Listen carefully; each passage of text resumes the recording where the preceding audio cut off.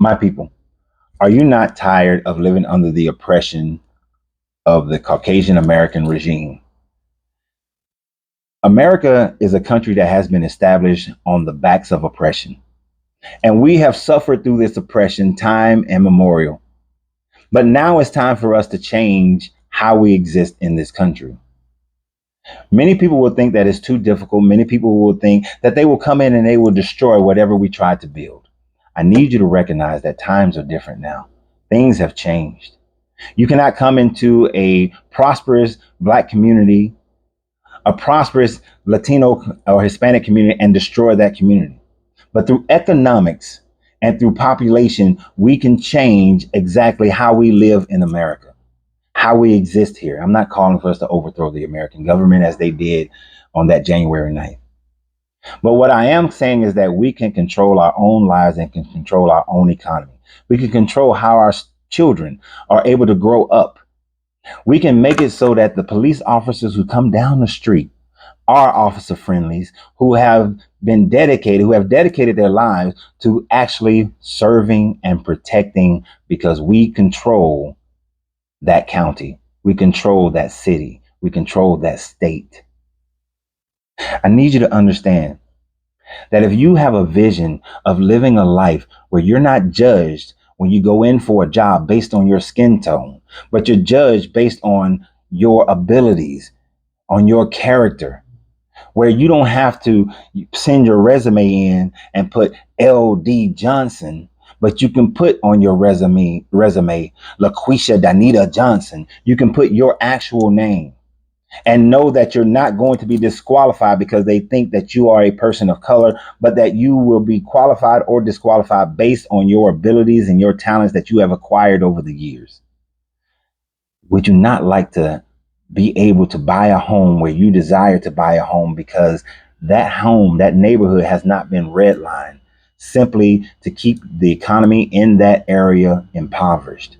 To know that your children are going to learn from school systems that are dedicated to teaching your children STEMS programs as well as trades, so that if you don't have the college kid who's interested in that, but you have the kid who's interested in welding, who's interested in mechanics, who's interested in being an electrician, that they have avenues that still can provide for them a great life, a great financial life. If you have those types of visions, where you know the politicians in place are for your benefit and not having to make backroom deals that goes against your benefit. If those are the visions that you have for life, of living in communities where you can walk down the street and feel safe, I'm telling you, we can get this done. And you may think that it requires a large number of people in order to do so. But the truth of the matter is, in order to get it started, you do not require a large number of people. There are 47 million Black people in America. Out of that 47 million Black people, 33% already live in the Southeast. If we were to take our talents and move to the Southeast, all it requires is moving. Move to the Southeast with the vision of freedom, with the vision of not living under their oppression, of changing the way our government functions. If you're tired of going in to start a business, but the zoning commission, the business license division, all the boards, the councils are against you, because when you look up, all you see are Caucasians who are deciding whether or not you have the freedom to start your own business. But when you look up and you see that there are people there who are merely looking at whether or not your business will be good for the community. Do you have all your paperwork in order? Did you pay all your fees?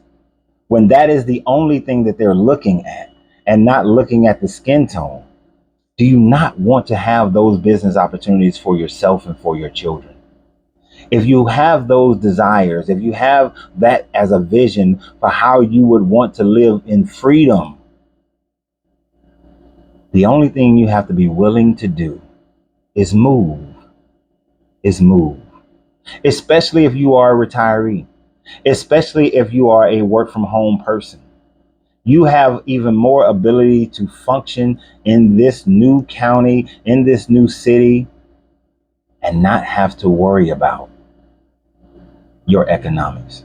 And as you move into these communities, more of us then who do not work from home, but are entrepreneurs, will be able to move into those communities, into those counties, and start businesses that will support your everyday lifestyle as you are supporting that business. And more will be able to move. And as more people move into those counties, the more freedom we begin to have, the more political power we begin to have.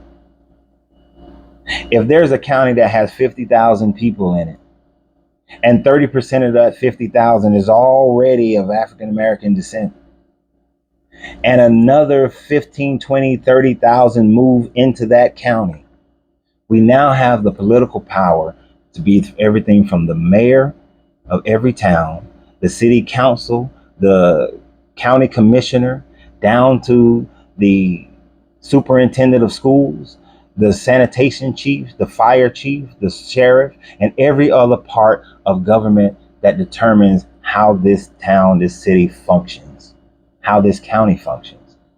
We now have created a county that is built for us. All it takes is you having the willingness to see the vision and the willingness to move. When you have that vision, when you have that willingness, and you put the rubber to the road and you make the move, you can have that freedom. You can have that freedom. And as they try to come in and distort things, try to attack my character, try to attack any other leadership character, when they try to separate us by saying that, oh, this person is not Christian, this person is Muslim, this person is Christian, this person is Buddhist, or this person is Jewish or Hebrew Israelite, or whatever they try to separate us with. When you can set that aside and recognize that the commonality that we all share is the commonality of being heavily melanated and oppressed. When that is the vision and we set those things aside, where you can practice your religion freely, where you can practice your religion without scorn from the government, without scorn from your neighbors, because we all are here, because we all desire to live freely, to travel freely, to shop freely, to drive down the street and not be concerned about the police officer pulling up behind you and running your tags illegally, trying to find something or some way to imprison you, to imprison your young teenage boy who is just out enjoying himself. When you have those freedoms, you have to set aside the differences that we have. My spiritual differences does not impact yours. Yours does not impact mine. Ours do not impact the person next to us.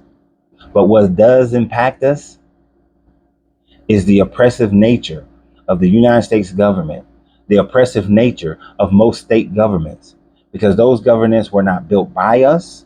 Those governments are not built for us.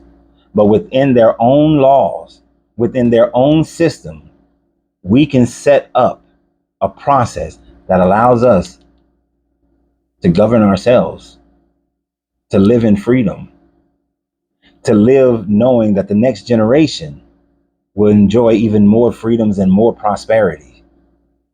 When companies can be built that are supportive of us and our children and generations to come, where jobs are plentiful, where food is better, we can develop that. We can do that. We can set aside our differences. You may not like me as far as my spirituality, but we have the same common enemy that keeps both of us in a state of oppression. And no matter the few that they allow to enter and walk their halls, those few does not represent our majority. And that carrot that they dangle will forever be far away from us unless we learn how to move and come together. It does not require everyone, and I'm not looking for everyone. But in order to do this, we only need a few thousand to be willing to move, and we can get it done. So in all things, remember, you have to free yourself to be yourself, because your greatness is non-negotiable.